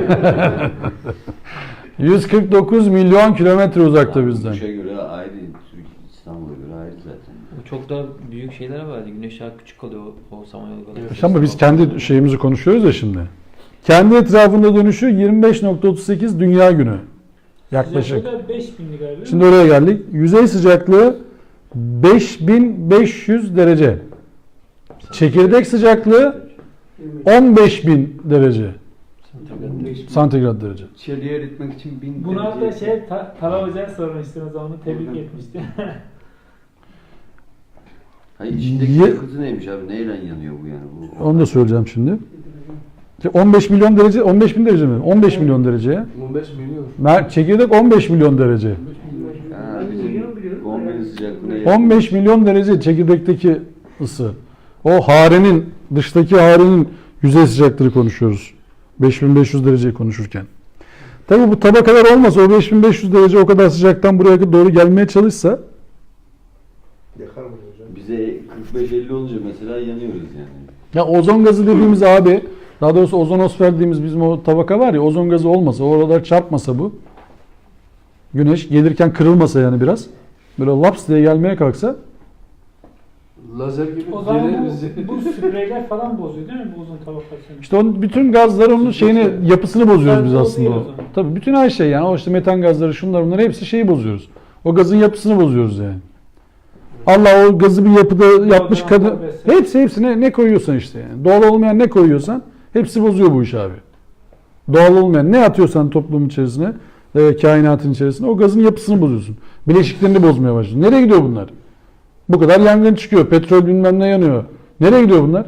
Deodorantlar açıktır yani. Belirli bir miktarına Fabrikaların onarma gazları. özelliği varmış onun zaten. Yani belirli bir miktar Tabii. salınabiliyorsun. Sen ama Üzerine çıktı o tam mı? senin için ayarlanmış bir durum. Yani. Sen onu abarttığın zaman bu sefer ta Avustralya'daki resif mercanları var. Onları da bozuyorsun sen. Orası oksijen üretmediği zaman ne olacak? Karbondioksit daha fazla hale gelecek. Karbondioksit daha fazla hale gelince herkes aşağı inecek.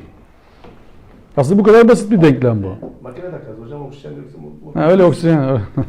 Oksijen yoksa makine takalım doğru. Sıcak var zaten o zaman. Güneş hidrojen ve helyumdan oluşur. %73.46 hidrojen, %24.85 helyumdur. Oksijen, karbon, demir, neon filan eser miktarda var. Bu Biraz maşallah. güneş dediğimiz arkadaş 220 kilometre hızla yörüngede hareket ediyor. Yaklaşık 27.200 ışık yılı uzakta konumlanmış merkezden, Samanyolu merkezden. Güneşin bir yılı yani yörüngede bir turu yaklaşık 250 milyon yılla tamamlanıyor. Bu süre kozmik yıl olarak biliniyor. 250 milyon. Yıl. Senin ömrün yetmeyebilir. Fethi abi neyse yakalar da senin iş biraz sıkıntı. Ya sen ne kullanıyorsun? Güneşle dünya arasında olan mesafe de sabit değildir. Niye? Çünkü güneşin enerjisi bittikçe şeyi küçülüyor. Çapı küçülüyor enerjisi bittikçe. Yaklaşık 5 milyar yıllık bir enerjisi kaldı. Kaç yıl? 5 milyar yıllık bir enerjisi kaldı. Ya bize yeter.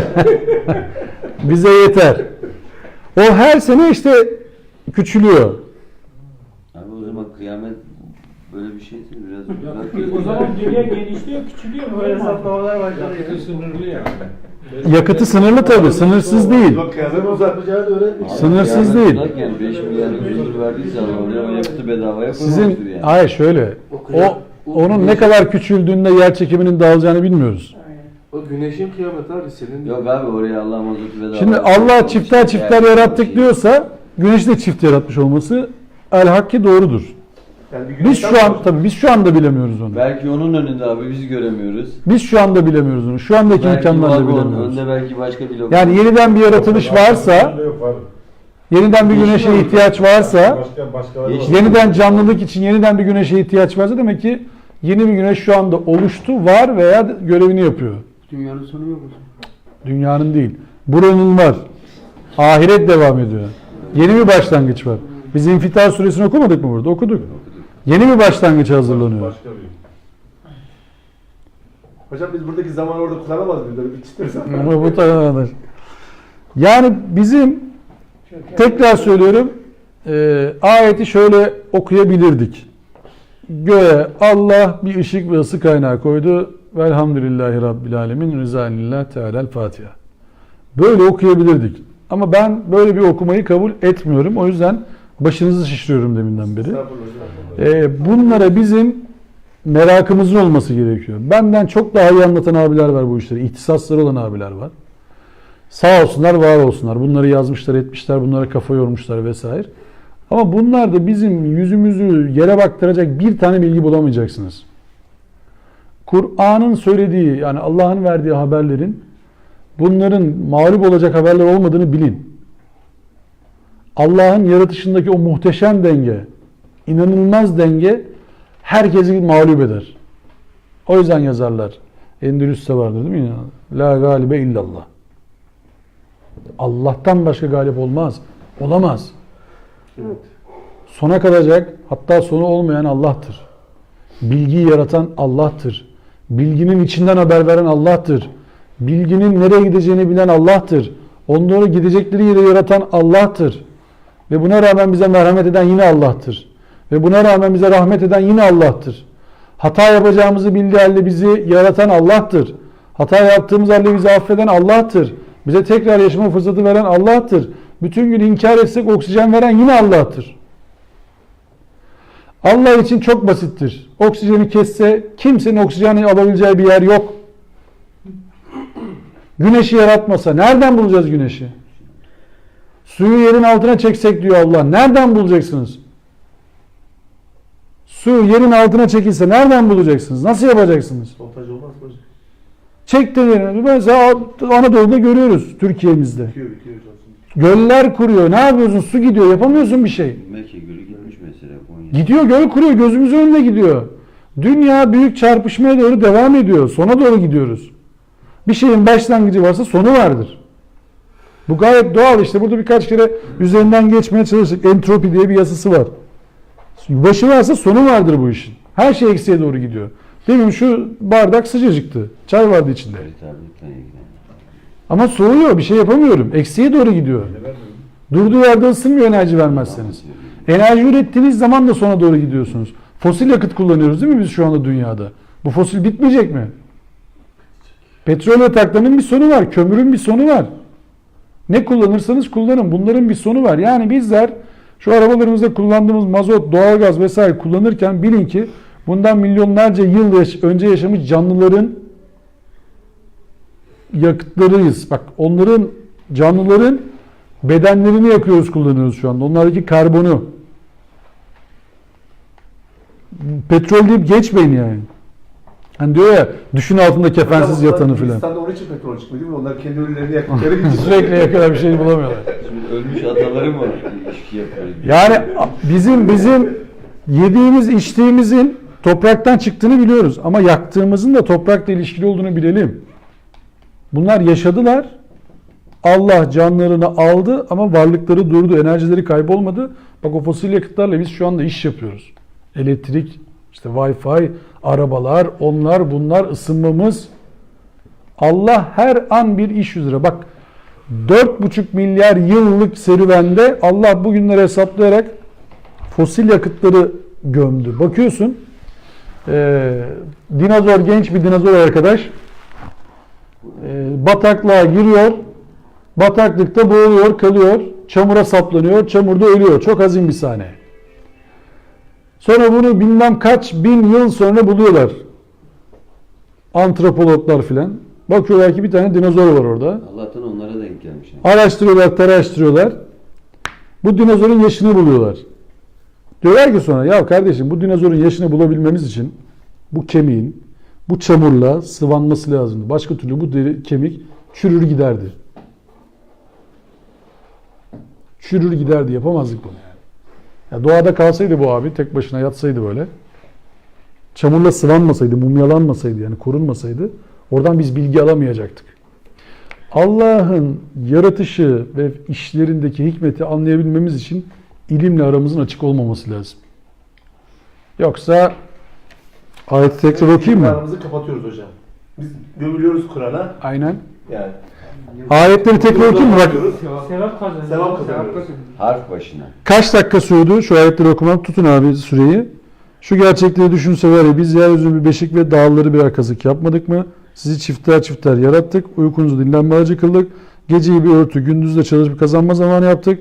Üstünüzde 7 kat sağlam gök bina ettik. Orada alev alev yanan bir kandil yarattık. Sadakallahu lazım. 15 saniye. 15 saniye. 15 saniye. 3 haftadır ne konuşuyoruz biz abi? 15 saniyede geçebilirdik bunu. 15 saniyede geçtiğimiz için bunlar başımıza geldi. Aynen öyle. Biliyorsunuz amme genelde ölüleri de okunur.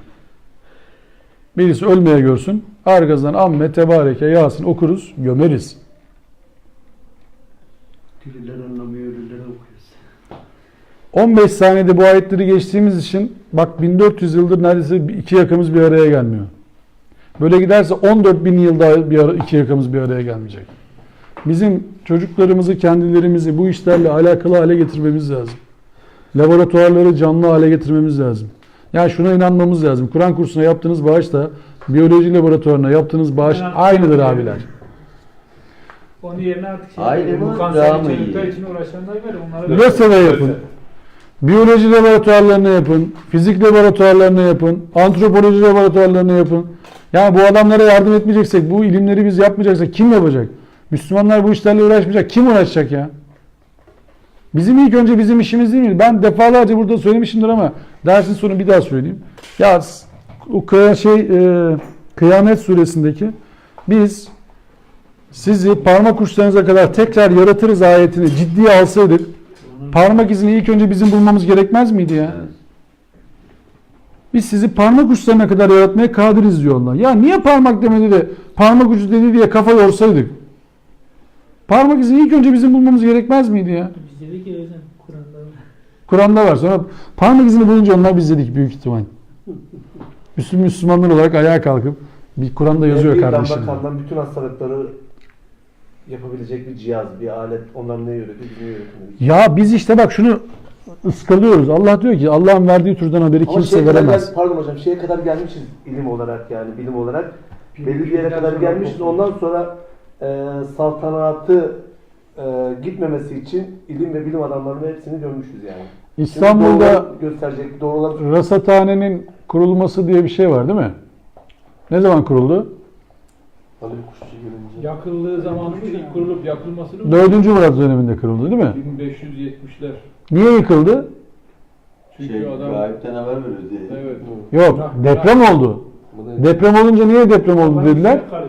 Onunla uğraşıyor. Dediler ki sultanım bunlar meleklerin eteklerini gözlüyorlar. Eteklerinin altına bakıyorlar meleklerin. Burayı yıkmamız lazım. Devletin gemileri, topları çevirir rasathaneye. Çelik teşkil. Kılıçali Paşa. Rasathane'yi Cami patlattı. Oradan yukarıya. Balat şeyden. Tophane'den. Tophane. Şeyde Ali Kuşçu'da şeyde kaçıyor yani. Ali Kuşçu'nun babası Ulu Bey. Ulu Bey var ya. Ulu Bey'i onun çocuğu öldürüyor şey kavgasıyla. Seltenat kavgası için. Başkaları da onu kürekti.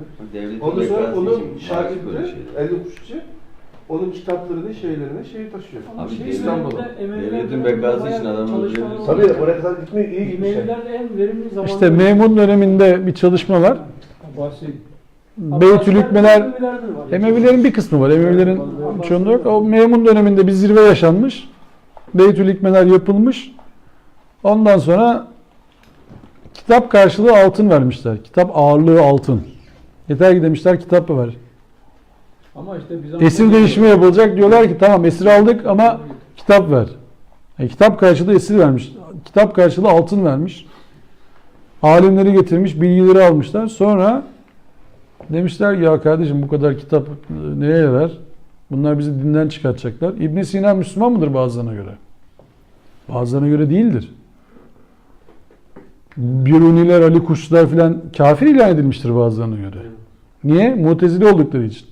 Bunlar da Özbekistan değil mi? İbn Sina.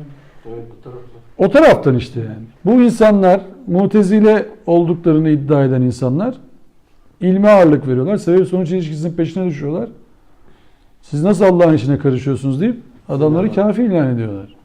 Belki de onların kanlarına işte o uzak doğu, Japonya'nın, Kore'nin mesela Çin'in konularda elektronikte uzman olması. Belki de onların Ya kanlarına geçişi. birçok noktası vardır da bizim yaptığımız Genetik yapı var yani. Bir şey. isyan, inkar yani öyle böyle değil. Biz elimizdeki Ben şahsi bilgiyi kanaatim, okumalarımdan erken dönem bu saltanat düzeni bütün bu ilimi de, araştırmayı da, Kur'an'ı da her şeyde köreltti, kapattı. Kapatmak zorunda kaldı. Çünkü adam bir saltanat kurmuş, onun devam etmesi lazım. Bravo. Bilim adamı Aynen. geliyor diyor ki bu yanlış. Aynen. Kaldırın bunu, Aynen. bana itiraz ediyor. Orada Cabir bin Hayyan böyle mi? Doğru ya bir söylüyorsun. saniye şimdi bir şey söyleyeceğim. Şimdi şu ajanları kaldırır mısın abi oradan sen bir dakika? Şu poşetin içindekini çıkarır mısın? Abi sırrımızı faş edeceksiniz. Ha, sırrını faş edeceğim şimdi. Ha. Evet ya. Şurada 1200 sayfalık bir eser var bak. Ben burada konuştuğuma bakmayın. Burada bir tane hocamız, doktorumuz var da beni konuşuyor niyeyse. Fethi abinin yaptığı 1200 sayfalık bir eser var. 5 senelik bir eser o. 5 senelik bir eserden bahsediyoruz. 1200 sayfa 5 sene. Bu eserin özelliği ne? Alanında özgün bir eser. Bunun muadili bir eser yok şu anda. Doktorası yapılan eser. 5 senedir eser yazacaksınız. Gece gündüz yazacaksınız. Onaylatmaya gideceksiniz. Tırt diyecekler, onaylamayacaklar. Bir daha şurayı düzelt diyecekler. Bir daha burayı düzelt diyecekler. 5 sene. Biz ayetleri 15 saniyede okuyoruz. 5 senede kitap yazılır mı ya? İlim nasıl gelişir? Böyle emek ol. Bak şimdi biz bunu reddediyoruz. Biz bunu reddettiğimiz için bu kitaplar oluşmuyor. Bilim taşın üzerine taş koymaktır.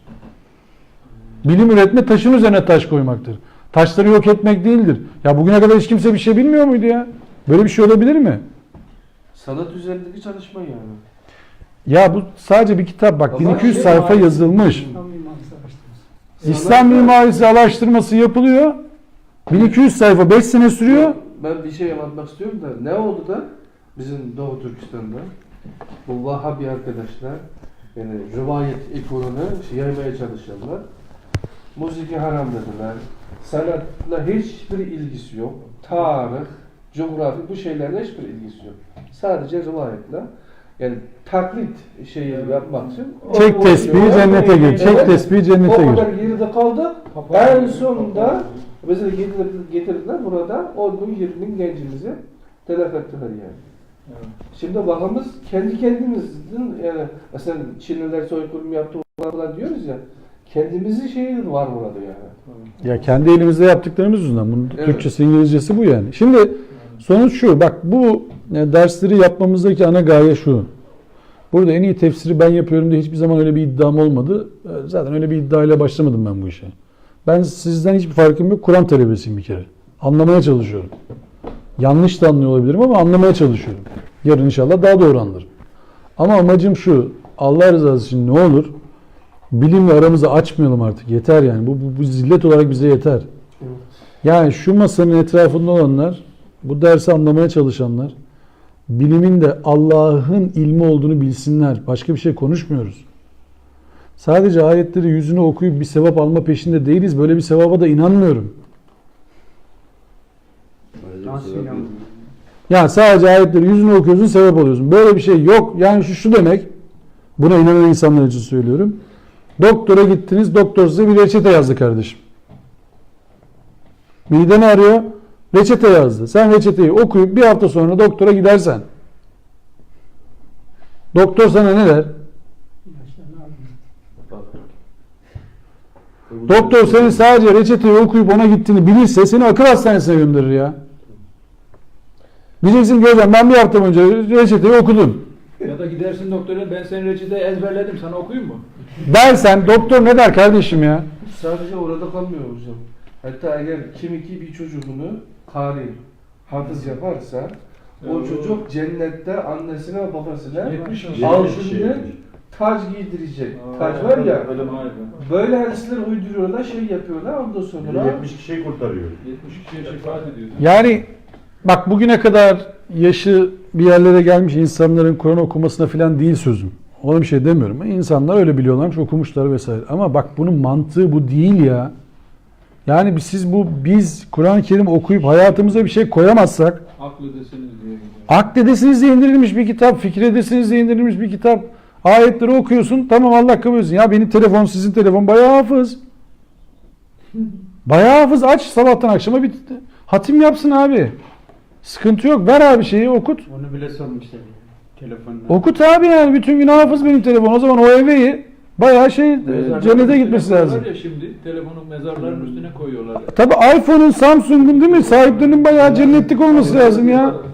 Adamın verdiği hizmete bak bize yani. Koy telefonu mezara, bütün gün hafız gibi Kur'an okusun. Samsung'un sahibine de bağışladım ruhuna diye. He? şimdi Kur'an'da okumuyoruz, sözlerle okumaya başladılar. Ya öyle Buhari hatmi yapacağız diyor herif. Dün akşam Buhari hatmi yapıldı bu ülkede ya. Buhari hatmi ne ya? Bu ara kim hocam katip yapılsın ya? Yarın öbür gün Nevzat da diyor ki senin kitabını hatım yapalım. Affet de abinin kitabını yap. 1200 sayfa yapabiliyorsan. Buyur. Ya bu arada iyi birisi de olabilirdi yani. Ne yapmayın yani? Büyük Millet Meclisi de Bukhari katmında açılmış ya. Ya abicim işte ama bu o zaman vardı. Bak yine hortladı bu iş. Evet. Dün yapıldı bu ülkede ya. Dün Mevlüt oluydu ya bir ara. Dün yapıldı ya bu sabah.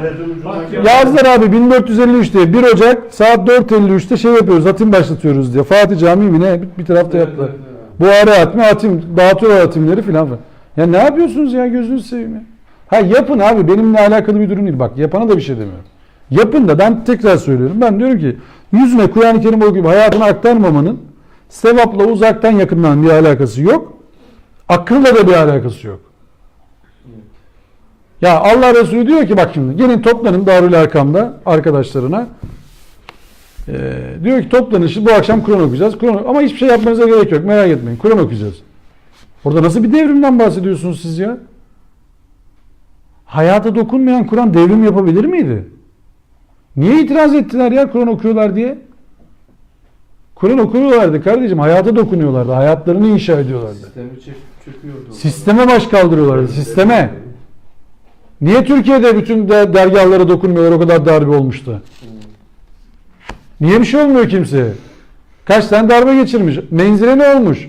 Konya'ya ne olmuş? Ne olmuş lan? Ne durduruyorsun beni? Ne olmuşsa olmuştu yani.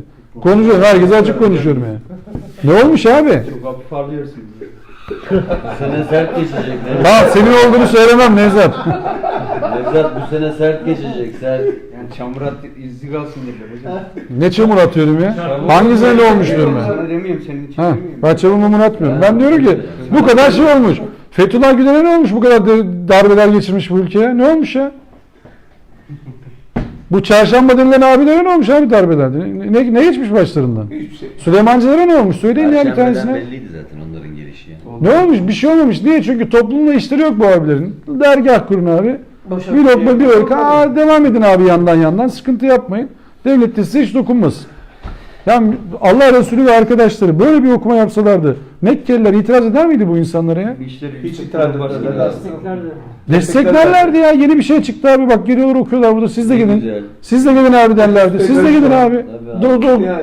Putlarımıza karışmıyorlar. Zaten Sisteme ayet karışmıyorlar. var abi. Ayet okuyorlar. Peygamber gelmiş. Allah, tamam. Bir de bizden değil mi? Bu teklifi yapmışlar zaten. Tabii sen de ben burada takıl yani hiç bize karışma. Sıkıntı yok. Biz sana Bilgi imkan verelim. bize. O sonrası. Diyorlar ki biz sana imkan verelim. Hanım verelim. Kabe'nin anahtarını verelim. Sen burada takıl yani. Bize karışma yeter ki. Ha bize karışmaya bir niyetin var. O zaman dönüşümlü yapalım. Bir hafta 10 gün, 10 gün 10 gün. Bir ay bir ay. Ya senin tanrını. Değişelim yani münavebeli. Ya tekrar söylüyorum bak bizim Allah'ın ayetlerini okuyup hayata aktarmaktan başka bir çıkış yolumuz yok. Başka türlü geçemeyiz bu cendereden. Yoksa zelil olacağız. Olduk daha da olacağız yani. Nedir arkadaşlar? Levent abi Çince bir şey sormuş. Ben anlamıyorum. Çince yazıyor Levent abi. Ya da senin ekran Çince. Facebook'tan. Bu konuşmanın başında demiştin ya Erdem abi sen. Aydın kardeş Gün soruyor. gelecek bizi köle bile yapmayacak. Evet bilgisi olmayanı köle bile yapmayacaklar. Bu din sömürüsü devam ettiği sürece, yani bu Müslümanlar uyanmadığı sürece böyle devam edecek. Yani. İşte Müslümanlar bak Müslümanlar tırnak içerisinde söylüyor onu. Çünkü Yok, Müslümanın- sadece şunu söyleyeyim ben sana. Sadece bir fikrini beyan ettiğin için sana diyor ki sen ne bozguncu bir adamsın. tamam işte o bu ama bu Hayır, sen- nebevi karakter böyledir bak. Ömer için de bir sözü var. Düşüncenin kuduz köpek gibi kovalandığı bir ülkede yaşıyoruz abi. Tamam hala öyle de. Bu ama bu böyledir. Yani peygamberler, resuller de böyledir. Sadece bu ülke değil. ha. Resuller, Her yerde öyle. Resullerin hakikati dile getirdiği her coğrafyada bu yaşanmıştır. Bu bugünün sorunu değil. İşte sıkıntı yok yani. Sadece bu ülkede değil. Resulün davasına destek olacaksan Nevzat, Kimse özgür insan istemiyor. Yiyeceksin. dur topu gibi bir derdin var. Değil mi hocam? Yoksa kenarda oturuyorsun, sıkıntı yok. Falan. Namaza gidene kimse karışıyor mu bu ülkede? Soruyorum size ya.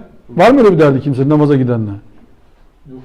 Git abi namazı nasıl istiyorsan git yani şu anda değil mi? Camiler açık 7-24 neredeyse bazıları. Git namazını kıl çık. Sohbet etmediği müddetçe kimse ellemiyor. Ya bir dakika demediği müddetçe. Orucunu tutana karışıyor mu kimse? Ona da karışmıyor. Zekat vereceğim diyene karışıyorlar mı? Karışıyorlar. Karışmıyor. Yani kendileri takılıyor hemen. Hacca gidene karışıyorlar. Kotamız var abi diyorlar. Herkes gidemez diyorlar filan. Kelime-i şehadet getirene karışıyor mu kimse? Yok.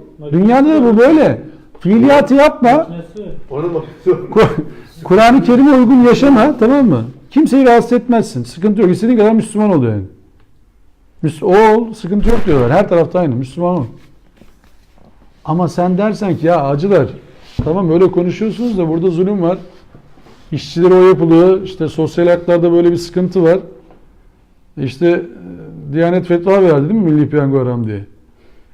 Diyanetin parası faizli falan diyorsun. Nasıl oluyor bu işler diyorsun. Orayı karıştırma, orayı kapatalım lütfen. Nasıl olacak? Kim konuşacak bunu? Kim karıştıracak bunları? Gündemden kaldırmıyorlar ki. Haramsa kaldırın. Milli Piyango diye bir şey kalmasın. Ya bak şimdi ben Diyanet'teki abilere bir şey demiyorum. Koca koca alimler ben şimdi ne diyeyim abilere yani. Bu kadar şey biliyorlardır ama şunu da desinler ya. Yani sen şimdi orada Diyanet devletin kanalı değil mi bu TRT1? Evet. Milli Piyango çekilişini o Oradan yapıyor. çekiliyor zaten. He TRT1'de. Milli Piyango bir daha abi adı üstünde bak. He? TRT 2'yi alsınlar abi. Milli Piyango. Masum oluyor yani. Öbürü de Milli Diyanet TV. O da diyor ki piyango var ama öbür tarafta abiler şey çekiyor. Şimdi bu mezbelelikten nasıl çıkacağız? Nasıl kurtaracağız bu işten? Namazı kıl da ne yaparsan yap şey olduğu müddetçe o böyle gidecek. Allah affeder. Yok abi, o senin- Yani işte bizim... Namaz borcu başka, şey başka. Evet sabırları zorlamayalım. Genç arkadaşlarımızın da sabrı burada tükendi. İkisi de yıkılmak üzereler. Tatildi yani. Evet bir de tatili sözüm ona. Bak ne güzel konuşacaktık. Yeni yıl geyikler falan aşağıda. Öyle devam edecektik. Olmadı gördüğünüz gibi. Soru var mı soracağınız? Var mı soru? Takılan. Nasıl Vallahi soruyor? Hepsini anladınız mı şimdi anlattıklarımı? Hayır ben Hasan Can'ı gözetledim. Ben anlamadım. Hasan Can çok memnun kaldı yani benim gördüğüm.